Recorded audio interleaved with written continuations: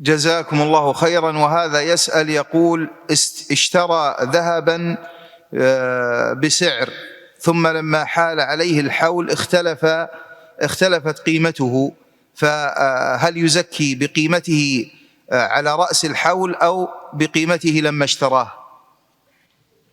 إذا كان اشتراؤه للذهب يريد الربح به، يريد التربح به، وحال عليه الحول قبل أن يبيعه، فإنه يزكيه بما يساوي على رأس الحول، سواء كان يساوي أقل أو أكثر أو مساوي، قومه على رأس الحول ويزكيه بما يساوي.